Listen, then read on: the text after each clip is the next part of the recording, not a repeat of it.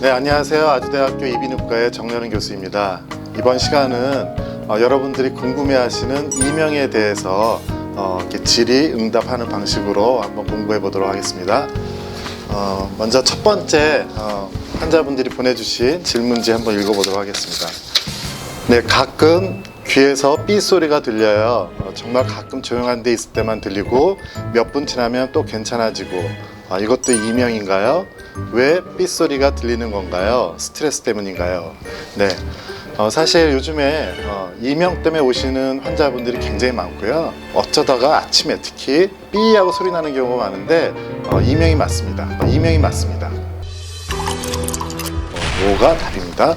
우리가 이제 이명을 치료해야 될 경우가 있고 치료하지 않아도 저절로 없어지는 경우가 있는데 어쩌다가 한 번씩 그냥 삐 나는 소리 정도는 괜찮습니다. 달팽이관은 컴퓨터처럼 전기가 흐릅니다.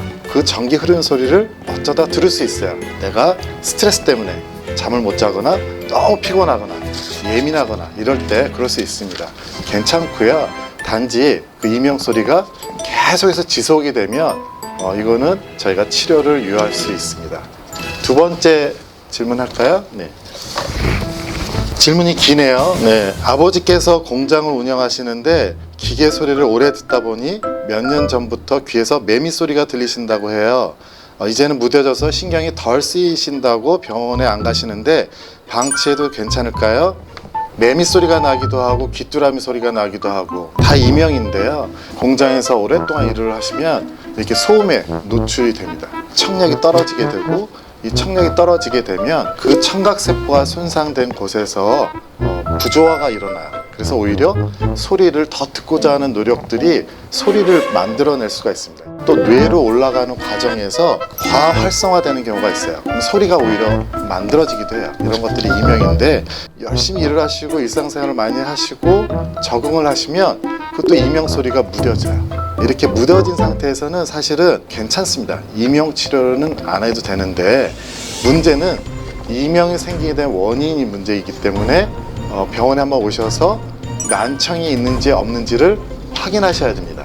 난청은 치료를 하셔야만 됩니다. 보청기 치료를 하던 요즘에 나는 인공호흡 치료를 하던 이명은 방치해도 될까요? 하는 부분에서 어느 정도 맞기도 하지만 사실은 이명의 원인이 되는 난청에 대해서는 꼭 찾아서 치료를 해야 되기 때문에 방치해서는 안 됩니다. 세 번째 질문 할까요? 짧은 질문을 해주셔서 감사합니다. 네, 안녕하세요 교수님. 네, 이명의 이어폰을 사용해도 괜찮을까요? 네, 네, 어렵네요. 네, 이어폰을 사용해도 될까요? 네, 문제는 이명의 원인이 난청이 대부분이거든요. 난청의 원인을 없애야 돼요. 그거는 소음이거든요. 90dB의 소리에서 8시간 이상 지나면 손상된다고 해요. 노래방에서 부르는 소리는 100dB, 콘서트에서 있는 소리는 110dB이에요. 110dB에서는 1시간 정도 있으면 귀가 손상되게 돼 있어요. 조용한 데서 이어폰 꽂는 거는 괜찮아요. 하지만 지하철이나 버스 타고 다니면서 이어폰을 꽂으면 거의 100dB 이상의 소리를 듣게 돼 있어요. 1시간 정도 가는 거리면 내 귀가 손상될 수 있다는 이야기입니다. 이명이 이어폰을 꽂을 수는 있지만 조용한 데서 사용하는 게 좋고 가능하면 이어폰을 사용하지 말고 이렇게 스피커로 들은 것을 권합니다. 노이즈 캔슬링 이어폰도 안 좋나요? 노이즈 캔슬레이션 한다는 거는 배경의 소리를 줄여서 내가 듣고자 하는 소리를 선명하게 듣는 거기 때문에 음량을 낮출 수 있어요. 노이즈 캔슬레이션 하면서 내가 듣고자 하는 소리도 음량을 낮추면 괜찮아요. 그런데 노이즈 캔슬레이션 하면서 크게 어차피 소리를 들으면 좋지 않습니다.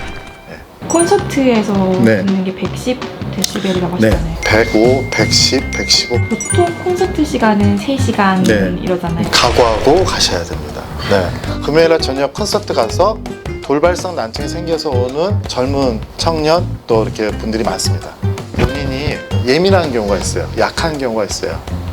귀마개 끼고 가셔야 됩니다. 네, 이렇게 이어플럭. 마지막 질문입니다. 네, 보니까 유튜브에 보면 이명치료 음악이라고 하면서 빗소리 물소리 등 백색소음 영상이 있더라고요.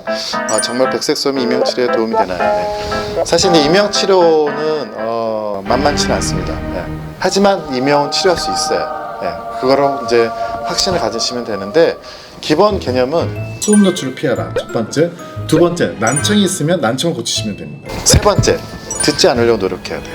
간단하죠? 우리가 잘 생각하시면 식탁에서 밥 먹을 때 냉장고 옆에 크게 있거든요. 들으면 왕 하고 소리 나요. 근데 우리가 인지하지 않아요. 다 우리 뇌가 조절해요. 무시해야 한다는 거예요.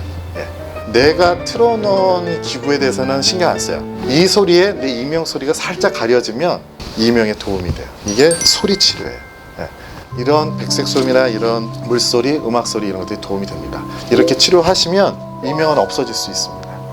그래서 이명 때문에 고생하시는 분들 절대 포기하지 마시고 난청을 치료하시고 내 환경을 조절하시고 기기들도 도움을 받으면 충분히 치료할 수 있습니다.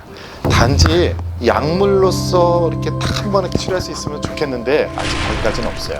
이명 초기에는 약물을 써서 큰 도움을 받지만 1년, 2년, 3년 되는 경우에는 어떤 약을 이렇게 써서 아직 이명을 확실히 없앴다고 하는 것은 없어요. 단지 다 보조적으로 쓸 수 있는 약물이라는 겁니다. 그래서 이렇게 기억을 하시고 치료를 하시면 좋겠습니다. 네, 여러분 모두 건강하세요. 네.